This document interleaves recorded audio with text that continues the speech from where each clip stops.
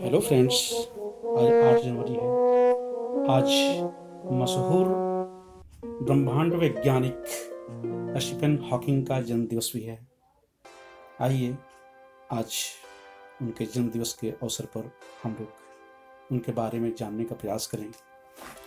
हम जानते हैं कि मनुष्य इस ग्रह का एक छोटा सा प्राणी है, लेकिन अपनी मस्तिष्क के विकास और बौद्धिकता के दम पर सबसे ताकतवर के रूप में भी उभरा है। मनुष्य ही ब्रह्मांड के रहस्यों को परत दर परत समझने में सक्षम है। हालांकि ब्रह्मांड की उत्पत्ति सहित कई रहस्यों पर से पर्दा उठना अभी भी बाकी है। मनुष्य चिंतन, मनन, तत्परता, लगन, श्रम जैसी मानवीय गुणों का उपयोग प्रकृति के रहस्यों को समझने में करते आया है, जिससे विज्ञान का निरंतर विकास होते रहा है। प्रकृति के रहस्यों की समझ से पर्यावरण के साथ सामंजस्य बनाने में मदद सहित समावेशी विकास की राह भी खुलेगी। हमारा ब्रह्मांड जितना रहस्यपूर्ण है, उससे कम रहस्यपूर्ण नहीं है हमारी मस्तिष्क। हड्डियों की छोटी सी बॉक्स में बंद हमारी खोपड़ी में मस्तिष्क अपनी आकृति में तो काफ़ी मुलायम और अनगढ़ दिखता है, लेकिन इसकी जटिल से जटिल संरचना अभी भी चिकित्सा विज्ञान को चुनौती पेश करते रहा है। यह मानव मस्तिष्क ही है जो रहस्यों को सुलझाने में आनंद की अनुभूति करता है। ब्रह्मांड की उत्पत्ति का रहस्य हो या इस ब्रह्मांड के अन्य पिंडों पर जीवन होने के अनुत्तरित सवालों से जूझने की क्षमता, यह सारा कुछ एक अद्वितीय प्रतिभा हासिल करने वाला वैज्ञानिक में शामिल था। ब्रह्मांड विज्ञान की एक मनीषी प्रसिद्ध भौतिक वैज्ञानिक में इन सवालों के जवाब ढूंढने की अद्वितीय क्षमता थी।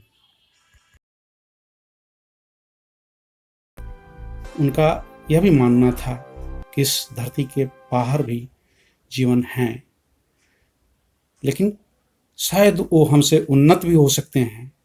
इसलिए उनसे संबंध बनाना ठीक नहीं है, क्योंकि हमारे बारे में पता चलते ही अगर वो हमसे उन्नत हुए तो हमारी धरती पर संसाधनों के लिए उनकी होड़ शुरू हो जाएगी और मनुष्यता फेर में पड़ जाएगी। दुनिया भर के वैज्ञानिकों में चर्चित हॉकिंग अपने आप में रहस्यों से भरे पड़े थे। उनका संपूर्ण जीवन ब्रह्मांड के रहस्यों को उजागर करने में ही व्यतीत हुआ। आइंस्टीन की श्रेणी में खड़ा स्टीफन हॉकिंग शारीरिक रूप से बिल्कुल अक्षम थे। न चलने की क्षमता, न बोलने में समर्थ, सिर हिलाने तक में असमर्थ। लेकिन मस्तिष्क की क्षमता तो ऐसी थी कि बड़े बड़े वैज्ञानिक भी विस्मित हो जाया करते थे। उनकी एक एक तर्क अकाट्य महसूस होते थे। कभी कभार तो उनके सिद्धांत वैज्ञानिकों के बीच वाद विवाद के विषय होते, दुनिया भर में चर्चा होती। लेकिन हॉकिंग वैज्ञानिक रहस्यों से पर्दा उठाने में ही मशगूल रहते थे। विज्ञान के सिद्धांत अकाट्य नहीं होते, तथ्य को डॉक्टर हॉकिंग करते थे। इस तरह अपनी पूर्व के ही सिद्धांतों में फेर बदल भी वह आसानी से कर लेते थे। उनके जीवन से आइए संक्षेप में से परिचित होते हैं। स्टीफन हॉकिंग का जन्म ब्रिटेन के ऑक्सफोर्ड में 8 जनवरी 1942 को हुआ था। उनके पिता फ्रैंक और माता इसाबेल हॉकिंग ऑक्सफोर्ड विश्वविद्यालय के ग्रेजुएट थे। उनके पिता मेडिकल के फील्ड में पढ़ाई किए थे। वहीं पर उनकी माता फिलॉसफी, पॉलिटिक्स और इकोनॉमिक्स में स्नातक थीं। स्टीफन हॉकिंग का बचपन आम बालकों की तरह ही व्यतीत हुआ था। 8 वर्ष की उम्र में जब वह विद्यालय पहुंचे थे तब वह अपने दोस्तों में आइंस्टीन के नाम से पुकारे जाते थे और आइंस्टीन की तरह ही बचपन में स्कूली दोस्तों के बीच बुद्धू भी समझे जाते थे। लेकिन काश बच्चे उनकी रचनात्मक प्रतिभा को समझ पाते। उनका एकेडमिक परफॉर्मेंस बचपन में तो ठीक ठाक नहीं था, लेकिन रचनात्मक प्रतिभा से तो बड़े बड़े मात खा जाते थे। थोड़ी बड़ी उम्र के होने पर उनके पिता चाहते थे कि वह जीव विज्ञान के क्षेत्र में कैरियर बनाएं, लेकिन हॉकिंग को लगाव गणित और भौतिकी रसायन शास्त्र में था। उनके शिक्षक भी उन्हें गणित की शिक्षा लेने को प्रेरित करते रहते थे, इसलिए वह अपने पिता की बातों से असहज महसूस करते। अंत में कॉलेज स्तर पर वह गणित और भौतिकी पढ़ने का निर्णय लेते हैं और 1959 में वह ऑक्सफोर्ड यूनिवर्सिटी में दाखिला ले लेते हैं। लेकिन पढ़ाई की एकरूपता एक रास्ता से वह बोरियत फील करने लगते हैं और कैम्ब्रिज यूनिवर्सिटी का रुख कर लेते हैं। वहाँ कॉस्मोलॉजी के बारे में सोचते हैं और इस तरह से 1962 में फिजिक्स में बीए फर्स्ट क्लास की डिग्री ट्रिनिटी हॉल से हासिल करते हैं। वह 1962 में ही कैम्ब्रिज में पीएचडी के लिए दाखिला ले लेते हैं। इस तरह से उनका अध्ययन रफ्तार पकड़ लेता है, गाड़ी पटरी पर दौड़ने लगता है।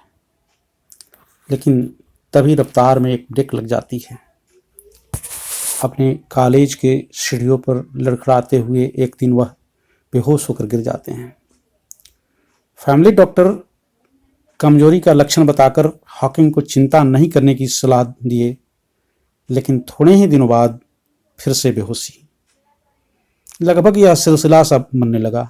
चिकित्सकों ने बीमारी की जांच पड़ताल शुरू की और पाया कि स्टीफन एक दुर्लभ बीमारी से पीड़ित हो रहे हैं, ALS, अमायोट्रोफिक लेटरल स्क्लेरोसिस, जिसे सामान्य रूप से मोटर न्यूरॉन डिजीज कहा जाता है।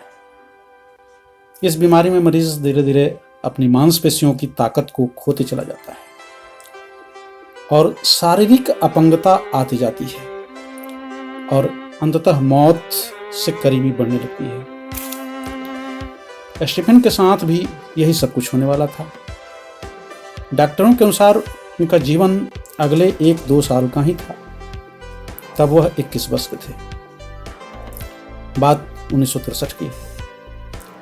पीएचडी का वह गंभीर विद्यार्थी अपने जीवन को अंधेरा से भरा पाता है।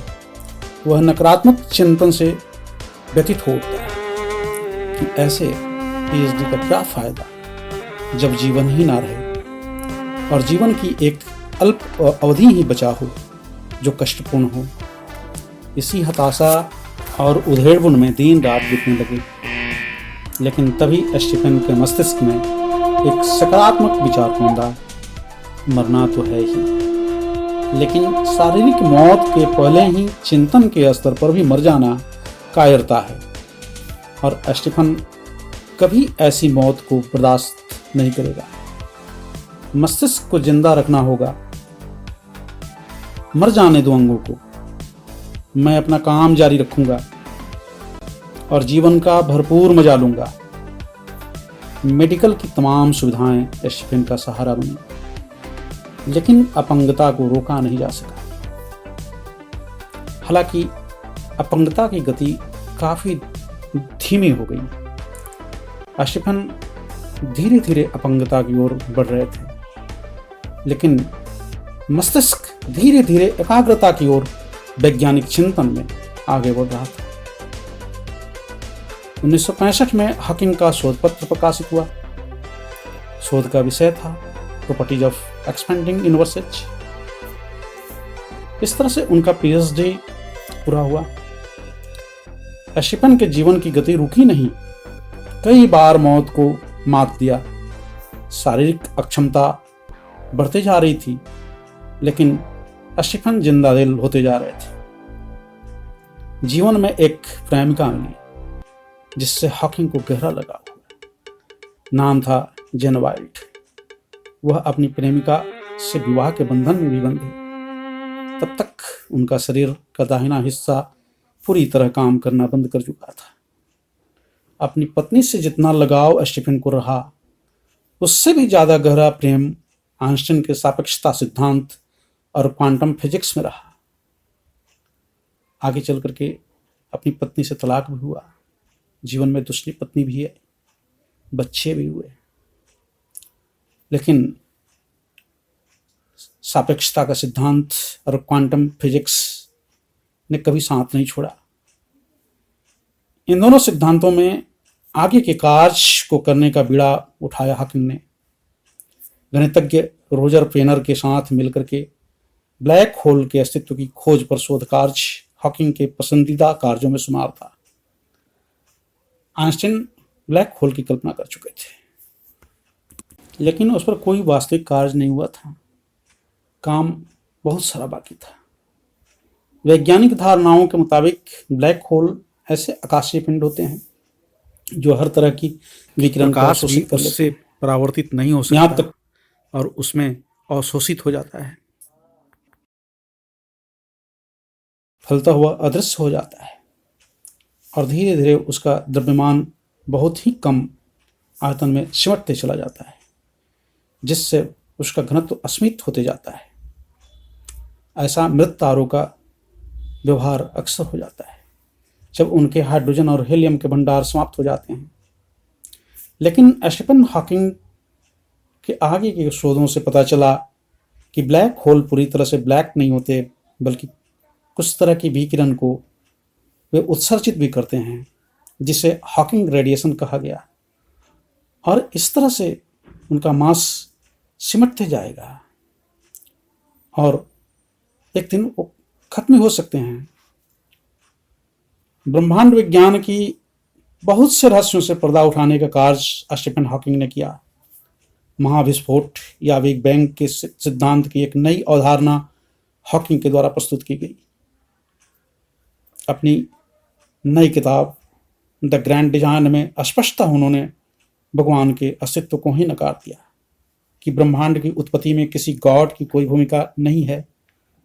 उससे पहले की किताब the brief history of time में, जो 1988 में प्रकाशित हुई थी, इसमें प्रकृति के नियामक के तौर पर भगवान के अस्तित्व को नकारा नहीं गया था। उनकी बहुत सी किताबें प्रकाशित हुई हैं। गॉड के अस्तित्व के नकारने को लेकर के वैज्ञानिकों में भी उथल पुथल मचा, आलोचनाएं भी हुई, लेकिन स्टीफन अपने सिद्धांत में तब तक परिवर्तन नहीं ला सकते थे जब तक कोई वैज्ञानिक आधार पर उनके बातों को संशोधित करने लायक नहीं बता दे। अपनी शारीरिक अक्षमता के बावजूद भी विज्ञान में इतना उत्साह के साथ योगदान देना उनकी अदम्य साहस की परिचायक है। धीरे धीरे उनकी शरीर की अक्षमता उन्हें मशीनों पर निर्भर बनाते जा रही थी, लेकिन बिना रुके, बिना घबराए वह अपने कामों को दृढ़ धैर्य का परिचय देते हुए वह बोला करते कि अभी मरना नहीं, बहुत सारा काम बाकी है, मौत आने तक काम करते रहूंगा। और अपने मस्तिष्क की ताकत के दम पर ऐसा करके उन्होंने दिखाया भी। चिकित्सकों की तमाम भविष्यवाणियां गलत सिद्ध हुई थीं और 22-23 वर्ष की उम्र कौन कहे, 76 की उम्र के पार तक वह ना सिर्फ जिंदा रहे, चिंतनशील और विचार सजग रखते हुए नई नई बातों को सामने लाते रहे। इस तरह वह भले ही शारीरिक रूप से 100% अक्षम हो चुके हों, लेकिन अपनी पूर्ण शारीरिक अपंगता को भी चुनौती देते हुए अपनी मानसिक क्षमता में वृद्धि करते रहे तथा पुरानी वैज्ञानिक अवधारणाओं को चुनौती देते रहे, चाहे वह अवधारणा खुद की ही क्यों न बनाई रही हो। इस तरह भरपूर जीवन जीते हुए 14 मार्च 2018 को अपने जीवन से विदा ले लिए। इस तरह उनका जीवन प्रेरणा से भरपूर है और उनकी अवधारणा पथ प्रदर्शक। मौत को भी चुनौती देना और भरपूर वैज्ञानिक जीवन जी लेना डॉक्टर स्टीफन हॉकिंग को एक विशिष्ट श्रेणी में खड़ा करता है। जन्मदिन के अवसर पर उन्हें सत सत नमन।